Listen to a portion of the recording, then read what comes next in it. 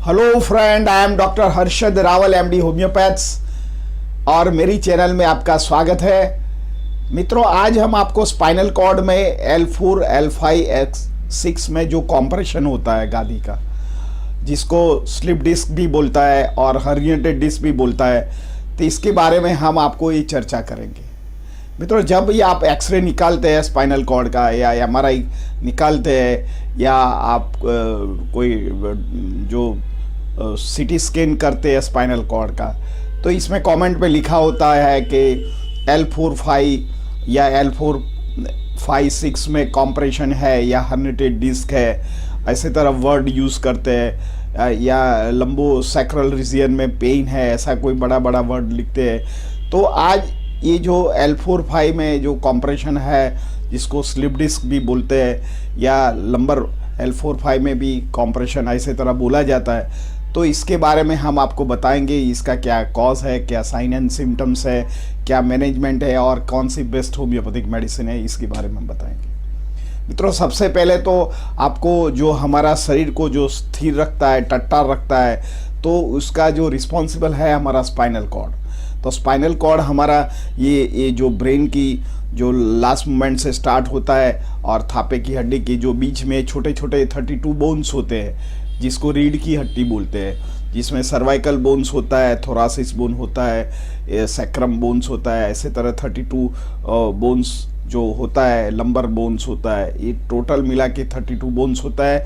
और जो लास्ट वाला जो बोन्स होता है फिक्स बोन होता है, जिसको सैक्रम बोन्स बोलते हैं। और ये जो छोटे छोटे जो रीढ़ की हड्डी है, इसमें एक मांसपेशी का कुर्चा बना हुआ होता है, जिसको इंट्रावर्टिब्रल डिस्क बोलते हैं। आप फिगर में दे सकते हैं, जो ऊपर का है ये सर्वाइकल है, बाद में जो 12 बोन्स है वो थोरासिस है, बाद में लंबर बोन्स आता है और सैक्रम आता है। तो इसमें क्या होता है, कुदरती रचना में हमारा जो रीढ़ की हड्डी है, इसमें कुर्चा का एक मांसपेशी होता है। ये जो एब्जॉर्प्शन है, स्प्रिंगिंग इफेक्ट करता है बॉडी को। जैसे एब्जॉर्प्शन होता है या जर्क आता है, तो शरीर को जर्क नहीं आने देता, ये सब कुछ स्पाइनल कॉर्ड में उसको ठहराव होता है और एब्जॉर्ब्स होता है। ये स्प्रिंगिंग इफेक्ट होता है, कुशनिंग इफेक्ट बॉडी को करता है, तो शरीर को जो झटका आता है वो नहीं आता है और हमारा लाइफ स्मूथ चलता है। हम दौड़ सकते हैं, उठ सकते हैं, कोई भी मूवमेंट्स करते हैं, लचकता आते हैं। ये ऐसे हेल्दी लोगों को ऐसा मूवमेंट्स ठीक से होता है। पर कई बार लंबर में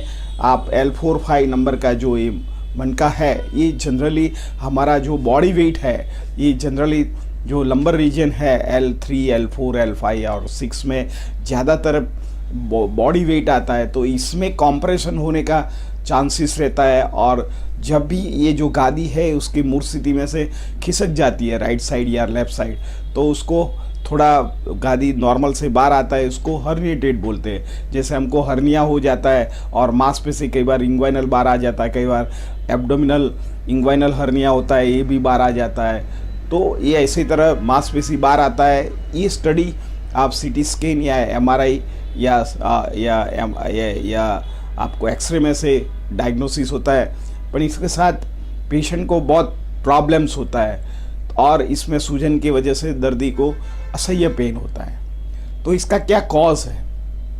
तो सबसे पहले L4, 5 होने का कॉज एक तो ओवरवेट, सेकेंड थिंग हमारा लाइफस्टाइल, हम फूड प्रॉपर नहीं खाते, तो शरीर में कैल्शियम आयरन की डेफिशिएंसी रहता है, तो इसके ज़रिए भी हमको ये L4, 5 में कॉम्प्रेशन होता है। या B12 की डेफिशिएंसी से भी वीकनेस होने के कारण भी डेफनेस रखता है। कई बार स्पाइनल कॉर्ड में इंजरी हो जाता है, इसके जरिए भी हमको L4, 5 में कॉम्प्रेशन आता है।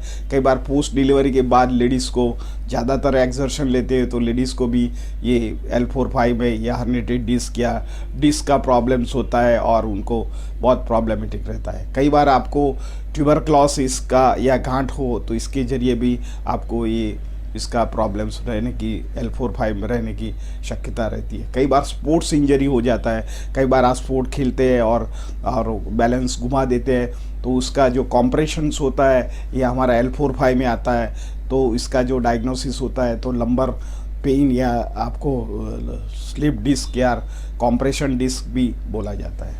मित्रों, इसे क्या साइन एंड सिम्टम होता है? तो पेशेंट को जब भी उठता है तो स्टिफनेस लगता है, थोड़ा भी मूवमेंट्स नहीं कर पाता है।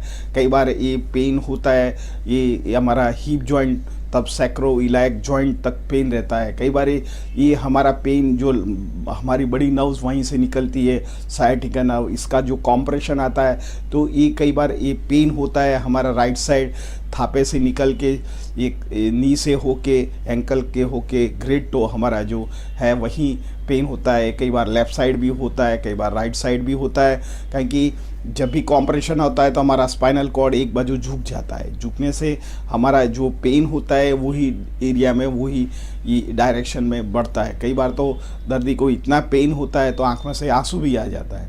और इसमें एमआरआई में बल्क इंट्रावर्टिबल डिस्क या हर्निटेड डिस्क ऐसा डायग्नोसिस करते हैं तो मालूम पड़ जाता है। मित्रों, कई बार दर्दी को वॉक करने से या सारा स्पाइनल कॉर्ड में भी पेन होता है, पेन नीचे भी रेडिएट होता है, पेन ऊपर भी होता है, इससे सारे और भी कॉम्प्लिकेशन होता है। दर्दी को बर्निंग सेंसेशन होए, थोड़ा भी मूवमेंट्स हो जाए तो दर्दी को धीरे धीरे सेकेंडरी जो पेन होता है तो स्पॉन्डिलाइसिस भी होने का चांसेस रहता है। तो दर्दी को यूरिक एसिड भी कराना चाहिए और आरए टेस्ट भी कराना चाहिए।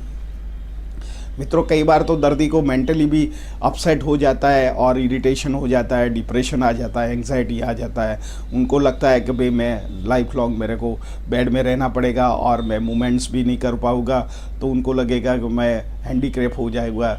और ऐसे जब कंडीशन आता है तब जब आधुनिक साइंस उसको सर्जिकल वे से रिमूव करने की बात करता है। पर मित्रों, जब भी ऐसी कंडीशन आए तो घबराने की ज़रूरत नहीं है। होम्योपैथिक में उसको रिस्टोर करने की बहुत अच्छी दवा है। आपको लगेगा कि छोटी छोटी गोली कैसे काम करती है, पर छोटी गोली में जो डायनामिक फोर्स की जो दर्द की दवा की एनर्जी होता है, ये हमारा शरीर को हील कर देता है, क्योर कर देता है और दर्दी को हेल्दी बना देता है और ऑपरेशन करने की ज़रूरत नहीं होती है। मित्रों, इसे आपको क्या मैनेजमेंट करना चाहिए, तो मैनेजमेंट में आपको कैल्शियम की मात्रा बढ़ाना चाहिए और आपको जो वेट ज़्यादा है उसको कम करना चाहिए, वेट को कम करना चाहिए। स्ट्रेस ज़्यादा होता है तो आपको मैनेजमेंट करना चाहिए, योगा करना चाहिए, मेडिटेशन करना चाहिए। फूड में कैल्शियम की मात्रा बढ़े तो आपको विटामिन जो कैल्शियम है ये बढ़ाना चाहिए। तो लेफी पत्ते वाली सब्जी में ज़्यादा मिलता है, या ड्रमस्टिक का सूप लीजिए, बनाना लीजिए, एप्पल लीजिए, और पपीता में कैल्शियम की मात्रा ज़्यादा होती है। लेफीज वेजिटेबल में भी कैल्शियम की मात्रा ज़्यादा होती है। मित्रों, भी सनलाइट आए तब हमको सनलाइट में खड़ा होना चाहिए, क्योंकि सनलाइट से हमारा जो शरीर में विटामिन डी मिलता है, इससे हमारा जो बोन्स होता है पतला नहीं होता है। और बैलेंस डाइट लेना चाहिए, क्योंकि हमारा लाइफस्टाइल इतना फास्ट होता है, तब बाहर का फूड लेता है, इसमें जो वैल्यू ऑफ न्यूट्रिशनल बॉडी को चाहिए वो नहीं मिलता है।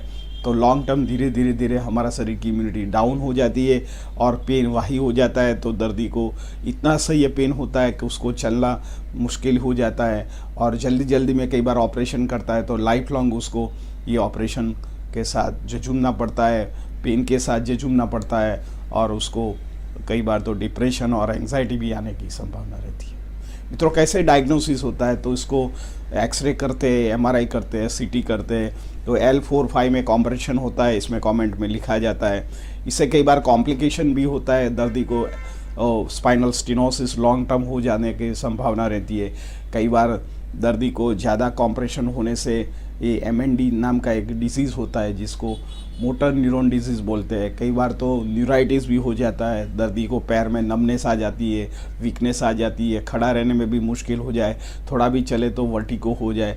पर्टिकुलर ज़्यादातर लेडीज़ को ये प्रॉब्लम ज़्यादा होता है कि स्पाइनल कॉर्ड और उनका जो गायनेक रिलेटेड कई प्रॉब्लम्स उसको स्पाइनल कॉर्ड का प्रॉब्लम रहता है। दर्दी को पैर में सूजन आ जाती है, कई बार उसका जो वात प्रकृति है वो डिस्टर्ब हो जाता है, तो वज़न घटना जगह वज़न बढ़ता है। दर्दी जो भी सलाह देते हैं डॉक्टर के उसको वेट लॉस करो, पर वेट लॉस इसके लिए बहुत मुश्किल हो जाता है कि पोस्ट मेनोपॉज होता है और थोड़ा भी खाना खाए तो उनका भी वज़न बढ़ता है और कई बार उसको डिप्रेशन, एंग्जाइटी और इनसिक्योर फील करते हैं। मित्रों, इसमें होम्योपैथिक में मास्टर ड्रग्स है। होम्योपैथिक का जो 5 मेडिसिन है मैं आपको बहुत विवरण बताता हूँ, ये आपको लेना चाहिए। और इससे आपका जो जनरली जो L4-5 कॉम्प्रेशन है, जिसको हम हरिएटेड डिस्क भी बोलते हैं या कॉम्प्रेशन डिस्क भी बोलते हैं, या जो साइटिका का नर्व्स कॉम्प्रेशन होता है, तो इसमें भी ये काम करता है। तो मित्रों सबसे पहले जो दवा है काली कार्ब, मेरे कई बार 35 साल की प्रैक्टिस में काली कार्ब का उपयोग मैंने बहुत किया है। जिन लोगों को रात को दर्द ज़्यादा बढ़ता है, बर्निंग सेंसेशन होता है, नर्वस पाल्पिटेशन हो जाता है, एंग्जाइटी हो जाता है, थोड़ा भी हलन चलन करे और रात को पेन होए, तब आपको काली कार्ब लेना चाहिए। और एक काली कार्ब का पेन L4-5 में कॉम्प्रेशन से होता है। आपने कई बार सुना कि जिसको स्पाइन अच्छा होता है तो उसकी लाइफ अच्छा होता है, तो good spine is good life, bad spine is bad life. तो जितने आपकी स्पाइन अच्छी होएगी तो इतना आप लॉन्ग टर्म आपका हेल्दी रहेगा और दूसरे अंगों में उसका प्रॉब्लम्स नहीं करेगा। मित्रों सेकंड नंबर की दवा है रस्टॉक्स।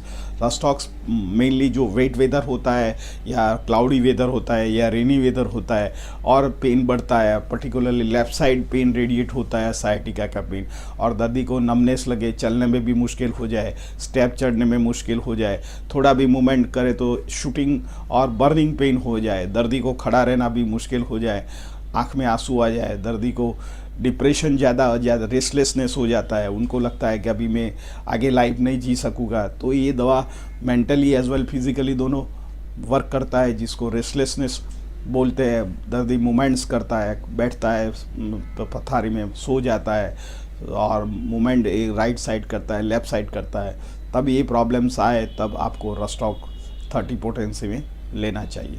थर्ड नंबर की दवा है ग्रेफेलियम। जब भी लंबर पेन होए और डिस्टल एंड में नमनेस आ जाए, दर्दी को लगे कि मेरे को जब भी खड़ा होता हो तो मैं कोई रू के गाडले में चलता हूँ या कोई हवा भरे कोई जो बेड में चलता हूँ और पानी में चलता हूँ, ऐसा एहसास हो जाए और नमनेस हो जाए। कई बार उधर रिफ्लेक्ट लेते हैं तो दर्दी को मालूम नहीं पड़ता है और दर्दी ओवर रिफ्लेक्ट करता है। तो ये जो डिस्टल सैंड में उसका जो लंबर के रीजन की जहाँ भी नर्व्स कॉम्प्रेशन जाती है वही उसका पेन रेडिएशंस होता है, तो आपको ग्रेफेलियम दवा लेना चाहिए। मित्रों आगे की जो दवा है कोलोसिन कई बार तो साइटिका की राइट साइड कोलोसिन के साथ आप बेलाडोना दवा लो तो राइट साइड साइटिका में ये बहुत अद्भुत काम करता है। तो आपको जब भी नमनेस हो जाए और आपको पेन, शूटिंग पेन या बर्निंग पेन लगे, थापे के एरिया में आपको स्टिफनेस और टाइटनेस लगे, बर्निंग लगे और खड़े रहने में मुश्किल हो जाए, तब आप कोलोसिन दवा का उपयोग करना चाहिए। मित्रों लास्ट नंबर की दवा है मैकफॉस 6X पोटेंसी। बायोकेमिक दवा है। ये पेन जो हमारा शरीर में मैग्नीशियम एंड फॉस्फोरस का इम्बैलेंस हो जाता है तो हमारे नर्वस सिस्टम में, नर्वाइन सिस्टम में स्वेलिंग आ जाता है। तो ये भी एक इन्फ्लेमेशन से L4-5 में, तो कोई घबराने की ज़रूरत नहीं है। आप मैग्नीशियम फॉस 6X पोटेंसी में आप 5 गोली सुबह दोपहर शाम को गर्म पानी में लेने से धीरे धीरे न्यूरोमस्कुलर जंक्शन में जहाँ भी इन्फ्लेमेशन हो, सूजन हो, तो ये ठीक कर देता है। स्वेलिंग भी अच्छा कर सकता है। दर्दी को चलने में या खड़े रहने में मुश्किल हो जाए तब आप मैग्नीशियम फॉस्फोरस का उपयोग करना चाहिए। मित्रों ये 5 मेडिसिन के साथ आप खाने का भी तरीका चेंज कीजिए, नहीं तो योगा कीजिए। योगा में पश्चिमोत्तानासन है, सर्वांगासन है, धनुरासन है, वज्रासन है। धीरे धीरे ये एडॉप्शन कीजिए। ये करने से आपकी फ्लेक्सिबिलिटी, मोबिलिटी बढ़ता है और आपका जो स्पाइनल कॉर्ड का स्ट्रक्चर भी, मोबिलिटी और स्टिफनेस कम हो जाएगा, लचकता आएगा। तो एक बार तो आपको पेन होता है तो ये रिस्टोर भी हो जाता है और आप लाइफ लॉन्ग योगा आपको वादा करता है कि आपको ये पेन नहीं होएगा। तो भी पेन होए तो आप होम्योपैथी की दवा लेना। ये दवा की कोई साइड इफ़ेक्ट्स नहीं होती है। कई बार ज़्यादा आप एलोपैथिक या पेन किलर लेते हैं तो इसकी साइड इफ़ेक्ट किडनी या हमारे लीवर में आने की संभावना है। तो homeopathy is the best and safe medicine. मित्रों मेरा ये वीडियो कैसा लगा? अच्छा लगा लाइक कर दीजिए, शेयर कर दीजिए। धन्यवाद।